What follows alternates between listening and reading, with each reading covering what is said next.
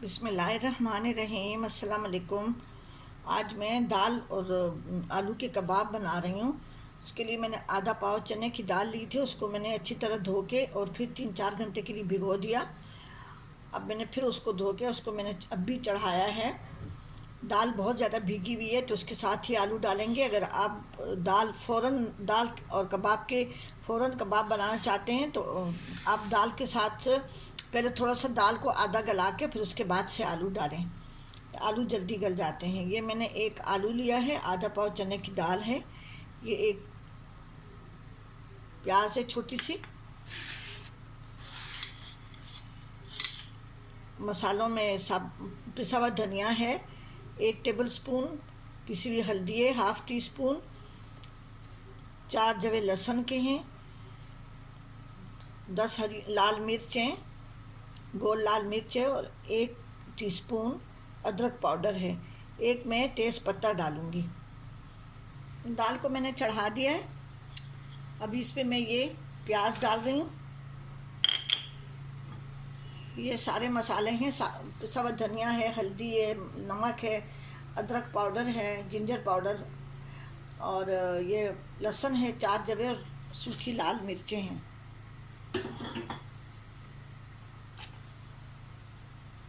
अब ये आलू है, मैंने इसको अच्छी तरह से धो के पानी में भिगो दिया था और मैं छिलका नहीं उतार रही। अगर छिलके साफ़ हैं, छिलका ऊपर से सही है तो छिलके के साथ चीज़ डाला करें। ये बहुत हमारे लिए फ़ायदेमंद चीज़ें हैं, इसमें हमें हमारा ही फ़ायदा है। और अगर आप छिलके उतार रहे हैं तो उस छिलकों को ज़रूर पका के टमाटर और प्याज में ज़रूर उसको इस्तेमाल करें। अब ये थोड़ा सा जोश आ जाएगा इसको, ये जब बॉयल होने लगेगा तो फिर मैं इसको आंच हल्की करके इसको हल्की आंच पे पकाऊंगी। ये एक तेज़ पत्ता है, मैं इसमें डाल रही हूँ। बाकी के मसाले बाद में मैं डालूँगी जब इसको मैं पीस लूँगी। वो ये चने की दाल और आलू जो मैंने चढ़ाए थे कबाब के लिए, तो इसका पानी अब सूख रहा है। अब इसको मैं दरअसल ये पानी थोड़ा सा और भी सूख जाए तो फिर मैं इसको ठंडा करके पीस लूँगी। इसके मैं अगर चाहें तो आप इसके बन कबाब भी बना सकते हैं, बन कबाब की पेटीज भी बना सकते हैं। आप एज इट इज़ भी इसको कबाब के तौर से भी इस्तेमाल कर सकते हैं। अभी थोड़ा सा बस इसका पानी सूख जाए ना, फिर मैं इसको ठंडा करके पीस लूँगी। वो दाल और आलू जो मैंने उबाले थे वो अभी ठंडे हो गए हैं। मेरे पास 1-2 पीस चिकन भी बचा हुआ था, उबला हुआ पड़ा हुआ था, हमने सैंडविच बनाए थे तो वो भी मैंने इसमें डाल दिए हैं। वैसे ये सिर्फ दाल और आलू के बनते हैं, लेकिन अगर आपके पास कीमा बचा हुआ है, कोई चिकन है बचा हुआ, तो आप वो भी इसमें भी बना सकते हैं। आप इस तरह से सारा मैं इसको पीस लूँगी। बाकी का ये आलू और दाल मैंने पीस ली है, ये अब थोड़ी सी दाल रहती है। आखिर में मैं इसमें अदरक, हरी मिर्चें हैं और ये गरम मसाला है, ये पीस के इसमें शामिल करके और मैं इसको फिर मिक्स कर दूंगी।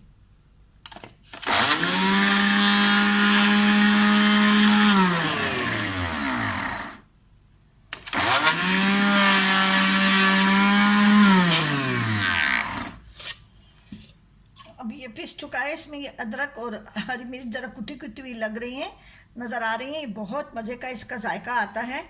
देखिए हरी मिर्च और ये अदरक जो है थोड़ा सा कुटा कुटा लग रहा है, थोड़ी सी कुटी कुटी भी लग रही है हरी मिर्च और अदरक। अभी मैं उसमें डाल के मिक्स करके फिर मैं इसकी टिक्कियाँ बनाऊंगी। वो दाल और आलू जो मैंने पीस के रखे हुए थे 10 मिनट के लिए मैंने रखे हैं, मैंने अभी इसको मैं अच्छी तरह से मिक्स कर रही हूँ। इसमें मैं कुछ भी नहीं डालूँगी, सब कुछ इसके अंदर पड़ा हुआ है। इसमें थोड़ा सा नमक कम है, मैं इसमें ये नमक डाल देती हूँ। अगर आप चाहें बच्चों के लिए, बच्चे पसंद करते हैं तो इसमें चीज़ की स्टफिंग भी आप कर सकते हैं।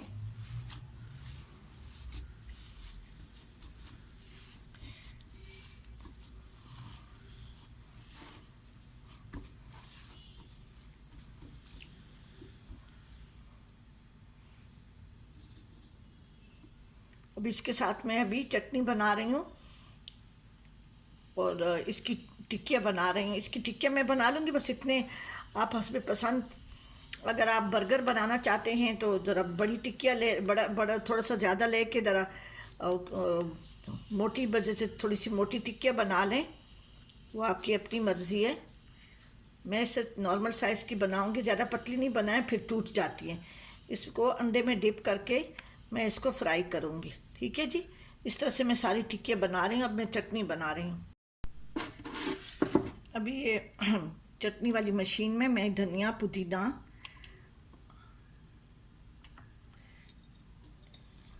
ये लाल मिर्च साबुत, नमक और इमली का गाढ़ा पानी है 2 टेबलस्पून, ये ½ टी स्पून सफ़ेद ज़ीरा,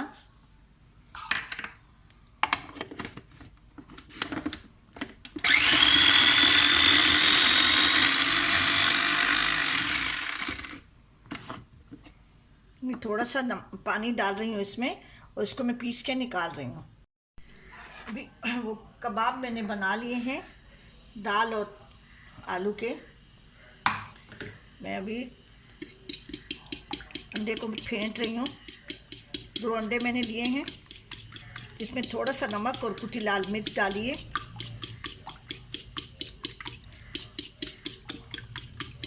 आप इसमें बारीक कटी हुई हरी मिर्च भी डाल सकते हैं या आप पीस के भी डाल सकते हैं। इसमें मैं थोड़ा सा पानी डाल रही हूँ 1 टेबलस्पून के बराबर। वैसे तो मुझे अंडे में डिप किए हुए कबाब नहीं अच्छे लगते, लेकिन चूँकि बच्चों को अच्छे लगते हैं तो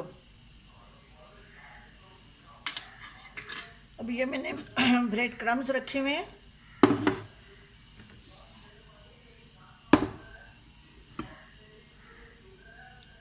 ये कबाब लेके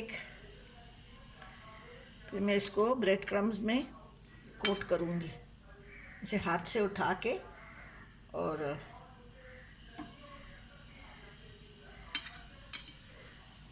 मुझे अंडा बिल्कुल नहीं पसंद। अब इसी तरह से सारे कबाब में कोट करके रख रही हूँ। देखिए इस तरह से मैं 2-2 कबाब इसमें डाल के और इसको अच्छी तरह कोट करके इसको मैं प्लेट में रख रही हूँ। ये सारे कबाब को मैंने अंडे में डिप करके और ब्रेड क्रम में उसको रखा था 5 से 10 मिनट तक, ताकि ये ब्रेड क्रम और अंडा अच्छी तरह से इस पे कोट हो जाए। बहुत ही मज़े के कबाब होते हैं, बच्चे इस बहाने कुछ ना कुछ खा लेते हैं। इसमें अगर आप चीज़ की स्टफिंग कर देंगे तो और भी ज़्यादा बच्चे शौक़ से खाएंगे। अब इसका एक साइड फ्राई होगा तो फिर मैं दूसरे साइड पे चेंज कर दूँगी। इसको स्लो आंच पे फ्राई नहीं करने, क्योंकि अंदर से सारा मसाला पका हुआ है। तो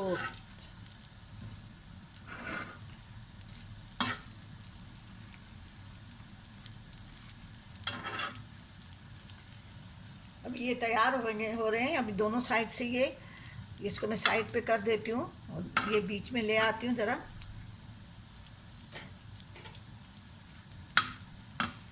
आप इसको फ्रीज़ भी कर सकते हैं। फ्रीज़ करने के लिए ये है कि आप दाल और आलू के मिक्सचर में थोड़े से ब्रेड क्रम्स अंदर भी मिला लें।